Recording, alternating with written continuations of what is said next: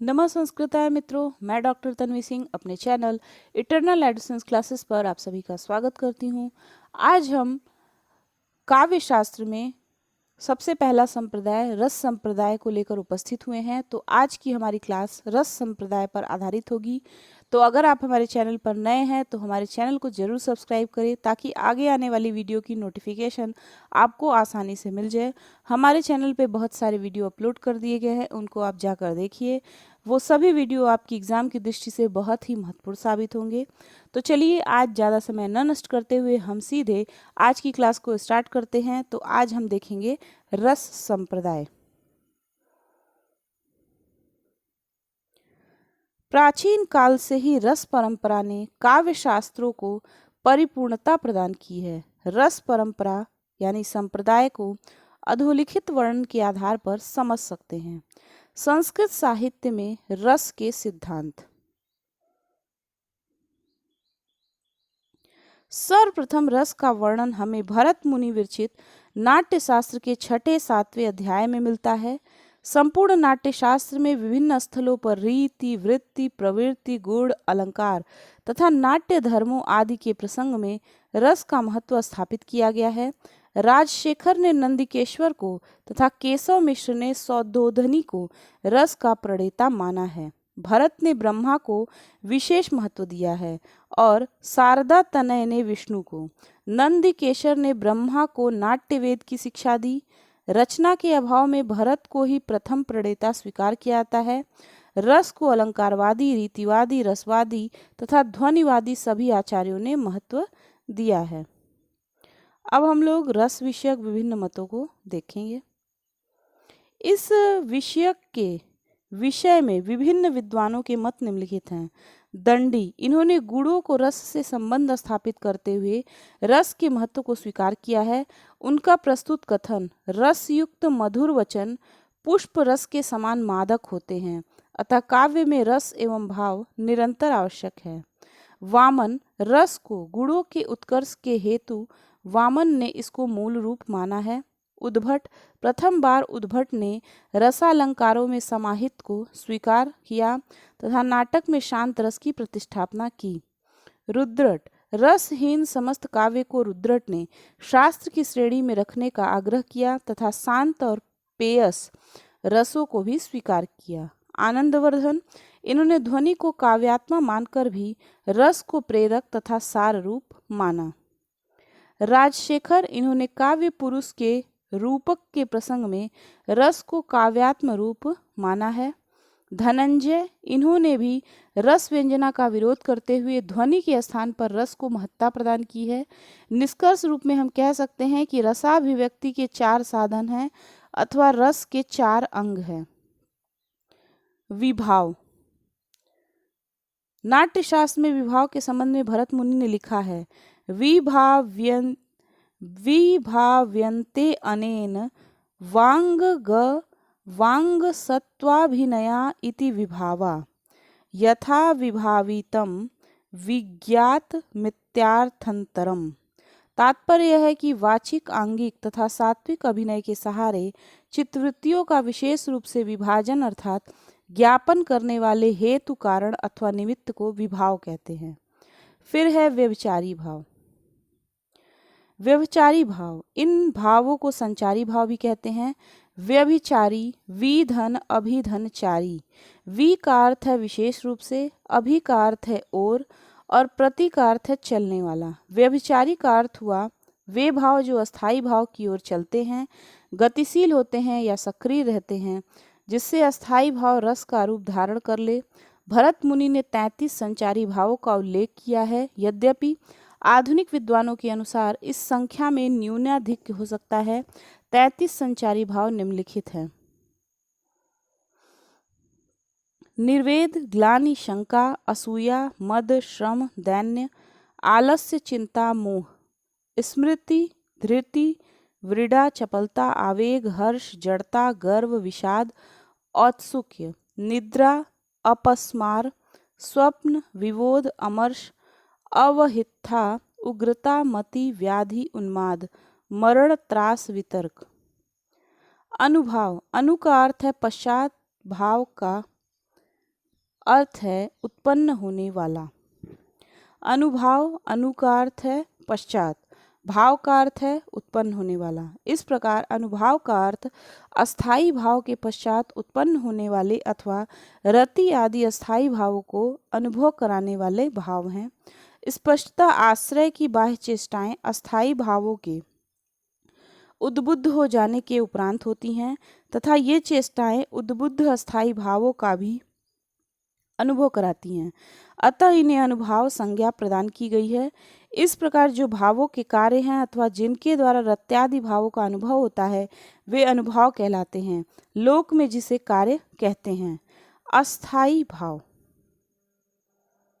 सहृदय के अंतःकरण में जो मनोविकार वासना रूप में सदा विद्यमान रहते हैं तथा जिन्हें अन्य कोई भी विरुद्ध भाव अक्षीण नहीं कर सकता, उन्हें अस्थाई भाव कहते हैं। अस्थाई भाव ही आस्वाद के मूलभूत कारण होते हैं। 10 रूपक में धनंजय के वचन हैं। विरुद्धैर विरुद्ध दैर्वा, विरुद्धैर विरुद्ध विरुद्धैर विरुद्ध दैर्वा भावैर्विच्छद्यते न यः आत्मभावं नयत्यन्यान् सह अस्थाई लवणाकरः। रस का विभाव आदि के साथ संबंध।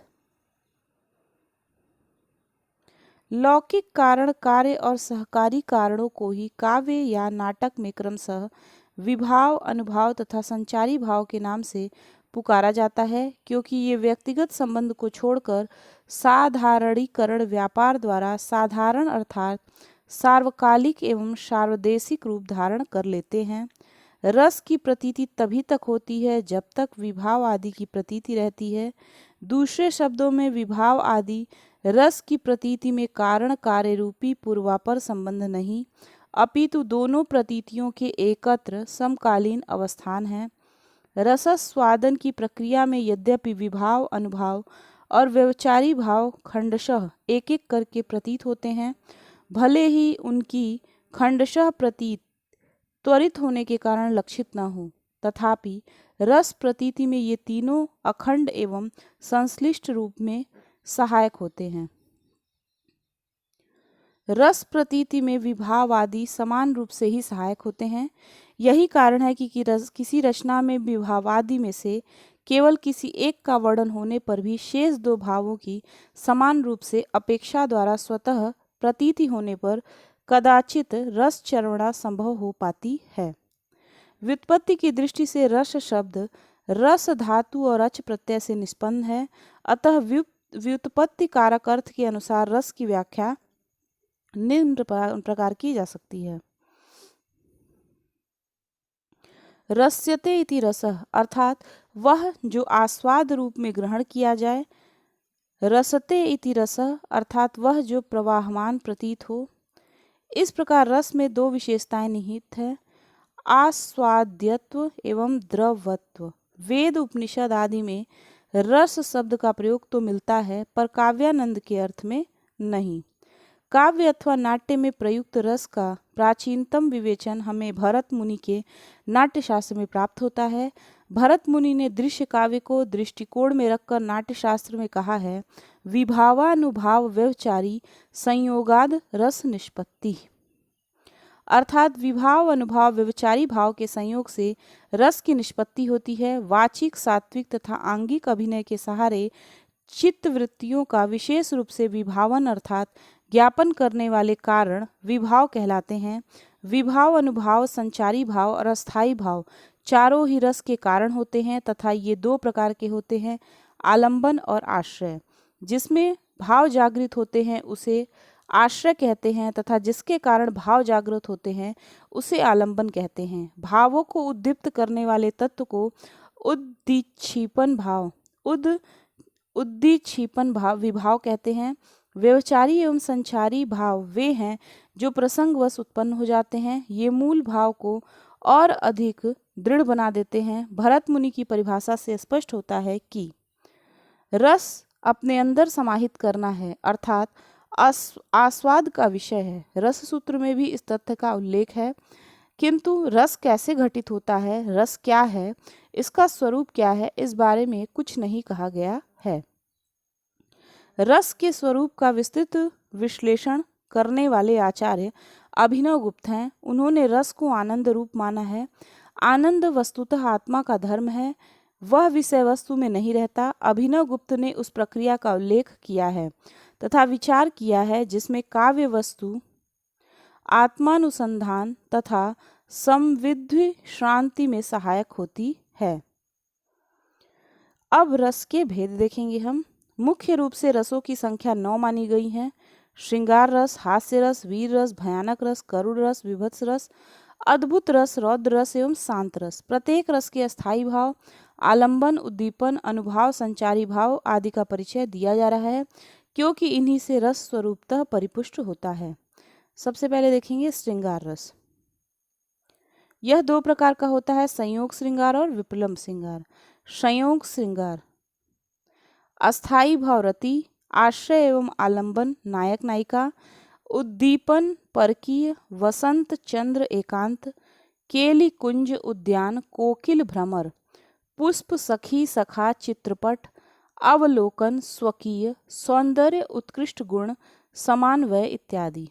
अनुभाव नायक नायिका का परस्पर दर्शन, भ्रूभंग, कटाक्ष, अश्रु विमोचन, विवर्ण होना, भिन्न स्वरता आदि। संचारी भाव उन्माद, वीड़ा, हर्ष, उत्सुकता आदि। विप्रलंब श्रृंगार भेद पूर्व राग, मान प्रवास और करुण, अस्थायी भाव रति, आश्रय आलंबन नायक नायिका, उद्दीपन परकीय, वसंत उद्यान कोकिल सखी सूनी सैया स्वकीय, सौंदर्य उत्कृष्ट गुण समान्वय आदि। अनुभाव है अश्रु विमोचन, वैवर्ण आदि। संचारी भाव उग्रता, मरण इत्यादि। 10 काम दशाएं अभिलाषा, चिंता, स्मृति, गुण कथन, उद्वेग, प्रलाप, उन्सांद, व्याधि, जड़ता और धृति। अब है हास्य रस। इसका अस्थायी भाव हास, आलंबन भद्दावेश, भद्दी आकृति, उद्दीपन विकृत चेष्टा आदि। अनुभाव हंसना, मुंह खोलना आदि। संचारी भाव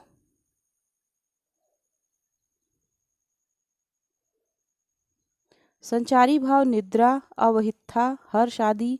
भेद स्मित, हसित दांत दिखाई पड़ता है, विहासित स्वर सहित, अवहसित सिर हाथ पैर हिलने के साथ, उपहसित आंसू सहित, अतिहसित अट्ठाहस। तो इसके भेद हैं स्मित, हसित, विहासित, अवहसित, उपहसित, अतिहसित।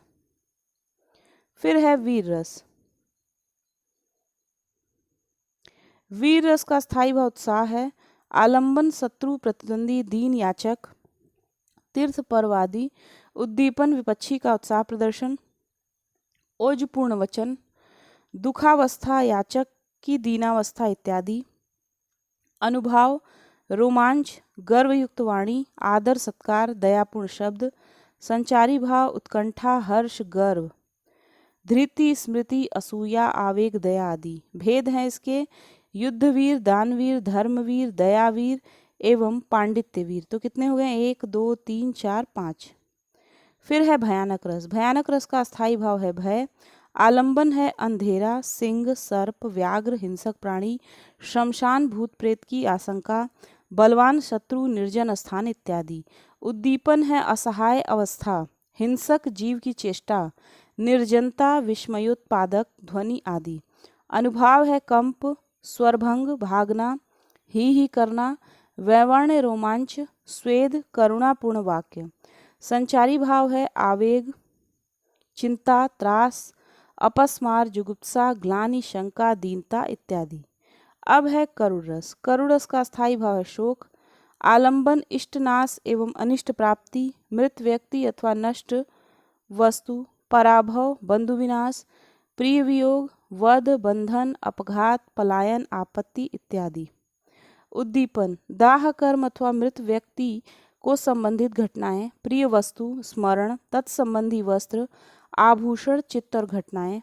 अनुभाव है भाग्य निंदा, देव निंदा, पछाड़ खाना, उच्छ्वास, अश्रुपात, रोना, मुख शोषण, वैवर्ण्य विलाप, त्रस्त गाता, छाती पीटना, गहरे सांस, स्मृति विलोम, मूर्छा आदि। संचारी भाव निर्वेद, मोह, श्रम, अपस्मार, व्याधि, चिंता, ग्लानि, आवेग, भय, स्मृति, विषाद, उन्माद, दैन्य, जड़ता, अश्रु, स्वरभेद आदि। फिर है विभत्स रस। अस्थाई भाव है घृणा, जुगुप्सा। आलंबन है घृणा को उत्पन्न करने वाली वस्तुएं और विचार, मल मूत्र, सड़ा मांस, रेंट, फेफड़े, हड्डी, चर्बी, रुधिर आदि। उद्दीपन है दुर्गंध, जलना, गलना, सड़ना, कीड़ों द्वारा बिलबिलाना, गिद्धों द्वारा मांस नोचना, छटपटाना, विकृत रंग रूप आदि। अनुभाव है मुख मोड़ना, सांस रोकना, आंख नाक बंद करना, थू थू करना इत्यादि। संचारी भाव है मरण, आवेग, अपस्मार, मोह, व्याधि, निर्वेद, ग्लानि, चिंता, वैवर्ण्य, उन्माद, दैन्य आदि। अद्भुत रस। इसका अस्थाई भाव है विस्मय। आलंबन है विस्मयपूर्ण वस्तु या अलौकिक घटना। उद्दीपन है उस वस्तु की विचित्रता और विशेषता। अनुभाव है आंखें फाड़कर देखना, रोमांच, स्तब्ध, श्वेद, मुंह फटा रहना, दांतों तले उंगली दबाना आदि। संचारी भाव है हर्ष, घबराहट, वितर्क, उत्फुल्लता, जड़ता, दैन्य, आवेग, शंका, चिंता, चपलता, उत्सुकता आदि। अब है रौद्रस। इसका अस्थाई भाव है क्रोध। आलंबन विरोधी या शत्रु, उद्दीपन अपकार, अपमान, कठोर वचन विरोधियों के इत्यादि। अनुभाव है मुखमंडल की लालिमा, आंखें तैरना, दांत पीसना, होठ चबाना, हथियार उठाना, ललकारना, गर्जन तर्जन, हीनतावाचक शब्दों का उच्चारण आदि। संचारी भाव है उग्रता, अमर्ष, चंचलता, आवेग, स्मृति, श्रम, असूया, मद, उद्वेग आदि। फिर है शांत रस। इसका अस्थाई भाव है निर्वेद, राम। आलंबन संसार की असारता, परम तत्व का ज्ञान। उद्दीपन है सत्संग, तीर्थाटन, आध्यात्मिक चिंतन, पुराण श्रवण, शास्त्राध्ययन, देव दर्शन, धर्मोपदेश। अनुभाव है रोमांच, दुखित संसार के दर्शन, कायरता, संसार त्याग, वैराग्य। संचारी भाव हर्ष, स्मृति, धृति, यति, निर्वेद। इन 9 प्रमुख रसों के अतिरिक्त विद्वानों ने 2 रस मुख्यतः और माने हैं, भक्ति रस और वात्सल्य रस। इसके अतिरिक्त विद्वानों ने रस विवेचन के अंतर्गत रस के कुछ निकृष्ट रूप भी माने हैं, जैसे रसाभास, भावाभास, भाव शांति, भावोदय, भाव संधि और भाव शबलता। ऋषि वाल्मीकि ने अपने ग्रंथ रामायण के बालकांड के 4th सर्ग के 9वें श्लोक में 6 रसों का उल्लेख किया है। ये रस हैं श्रृंगार, करुण, हास्य, रौद्र, भयानक और वीर। इस संबंध में वाल्मीकि का कथन है, रसई श्रृंगार करुण हास्य रौद्र भयानकई वीरादिभिश्च संयुक्तम काव्यमेतद गीयताम।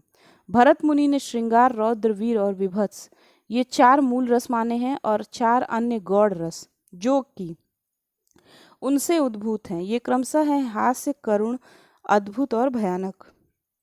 इस प्रकार भरत मुनि के नाट्य शास्त्र से 8 रसों को माना है। श्रृंगा हास्य करुण रौद्र वीर भयानकई विभत्सादभुत संज्ञौ चेत्यष्टौ नाट्ये रसा स्मृता। इन 9 रसों के अतिरिक्त कुछ विद्वानों ने भक्ति रस और वात्सल्य रस को भी माना है। भक्ति रस। आचार्य दंडी ने भक्ति रस पर संकेत किया है, जो प्रायः प्रेयोलंकार पर आधारित जान पड़ता है। काव्यादर्श में दंडी का वचन है, भक्ति मात्र समाराध्यः सुप्रीतस्य ततो हरि। दंडी के अनुसार भक्ति और प्रीति परस्पर पर्याय हैं, अतः देवता विषयक रति को श्रृंगार से मित्र समझना चाहिए। रुद्रट ने सर्वप्रथम प्रेयान नाम का 9वां रस माना। मधुसूदन सरस्वती ने भक्ति को ब्रह्मानंद सहोदरा समझा, किंतु रूप गोस्वामी ने समाधिजन्य ब्रह्मानंद को परमाणु के समान भी नहीं माना। न वे तो भक्ति को ज्ञान और कर्म से अधिक अच्छा मानते हैं। भक्ति सर्वश्रेष्ठ रस है, भक्ति रस में नितांत सुख है। रूप गोस्वामी के मतानुसार भक्ति अनुक्रमित होती है, अतः भक्ति रस को श्रृंगार रस के अंतर्गत नहीं माना जा सकता। भक्ति रस के 5 भेद संभव हैं, जैसे शांता, प्रीता, प्रेयसी, अनुकंपा और कांता। इसमें शांता सर्वश्रेष्ठ है और कांता विषयक भक्ति श्रृंगार रस का नाम ग्रहण कर सकती है। भक्ति रस का अस्थाई भाव देवादि विषयक रति है। भक्ति रस को विद्वानों ने सर्वसम्मति से मान्यता प्रदान नहीं की है। अभिनवगुप्त ने धृति, मति, स्मृति और उत्साह आदि में भक्ति का अंतर्भाव भाव करके भक्ति रस को शांत रस के अंतर्गत मान लिया। धनंजय ने भी भक्ति को मात्र भाव माना है, उसका समावेश हर्ष, उत्साह आदि में ही कर लिया। मम्मट उसे देवता विषयक रहित ही मानते हैं। विश्वनाथ ने भक्ति को स्थान नहीं दिया। पंडित जगन्नाथ ने भक्ति का समर्थन किया, उसे रस नहीं माना क्योंकि उन्हें आशंका थी। इस प्रकार विद्वानों ने भक्ति रस पर अनेक आपेक्ष किए। कतिपय अन्य आपेक्ष निम्न प्रकार हैं। भक्ति रस परंपरा अनुमोदित नहीं है।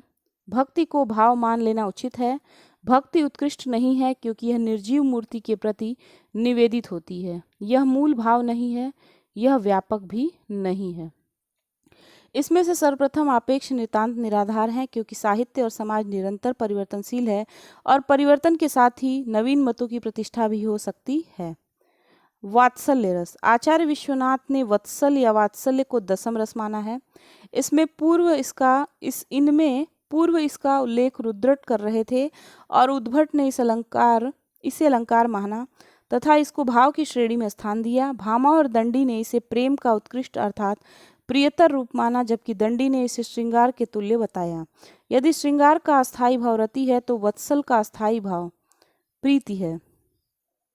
अभिनवगुप्त ने वत्सलता को लेकर भाव माना है और भाव में उसका अंतर्भाव कर लिया है। मम्मट ने भी अभिनवगुप्त का अनुसरण किया है, परंतु भोज ने वत्सल को रस माना और विश्वनाथ ने उसकी विशेष प्रतिष्ठापना की। विश्वनाथ वत्सल को अस्थायी भाव मानते हैं। विश्वनाथ के मतानुसार वात्सल्य का देवता जगदम्बा है और इसका वर्ण पद्य गर्भ छवि के समान है। तो ये था रस संप्रदाय। इसको आप लोग देख लीजिएगा, पढ़ लीजिएगा। जो भी नोट करने लायक चीज़ हो उसको ज़रूर नोट करिए, इसको बार बार सुनिए। मैं अभी भी कह रही हूँ कि केवल श्रवण मात्र से बहुत सारी चीज़ें आपके दिमाग में बैठ जाएंगी। तो आज की क्लास कैसी लगी कमेंट बॉक्स में ज़रूर बताइए। मिलते हैं अगली क्लास में अगली वीडियो के साथ। तब तक के लिए नमः संस्कृताय। धन्यवाद।